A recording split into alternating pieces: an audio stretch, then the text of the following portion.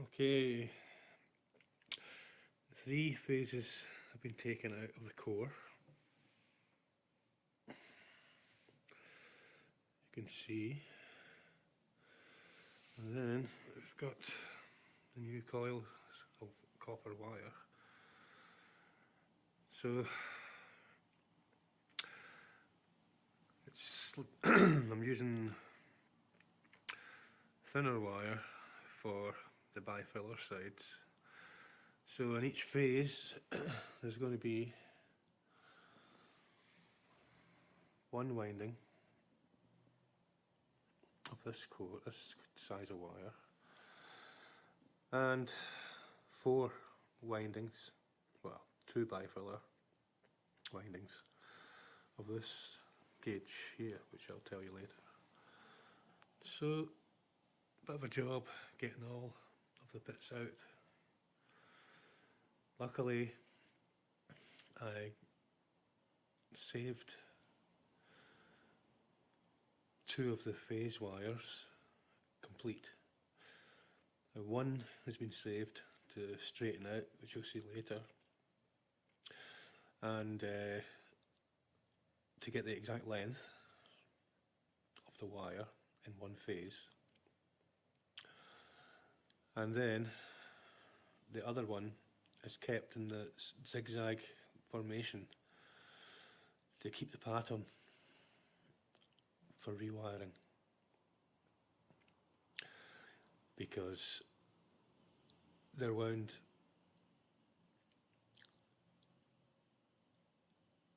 slightly closer on one side and further than the other, and it goes up and down as the phases go round to accommodate the next phases.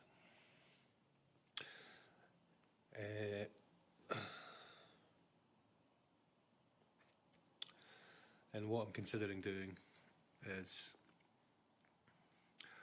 stringing all these wires together into lengths, and then using really just a tiny smear of silicone to join them all together. So it's be 5 wires, 2 for one bifiller, 2 for another bifiller, and 1 for a power phase. So in one phase you'll have 5 wires, and to make it easy to wind them, because the thin ones are quite thin, then I am going to probably rack them like a piano, and string them out flat and just rub the smallest smear of silicone on them just to hold them in place for winding. Now, the reason I have selected these slightly thinner wires for the bifiller is that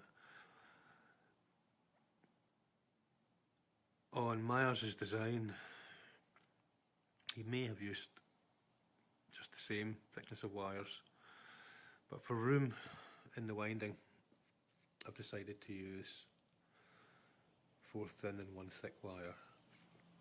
Now, because I'm going to be using them in a cell that doesn't have a dead short at all, then I shouldn't really have to worry about the heat rating too much on the thinner wire, because there will be no dead short. If you were to dead short this alternator running, generator you could call it, then I have a funny feeling that the heat rating for the thinner wire might well burn out.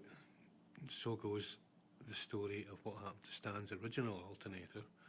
Whether this is true or not, it was supposedly plugged in and tried to be run on a cell, and it burnt out, leading me to believe that the cell should never have dead short conditions in it. In other words, at least one of the tubes should have a thin film coating, like 2/3 of a capacitor. Okay, so that's that just now. Cheers.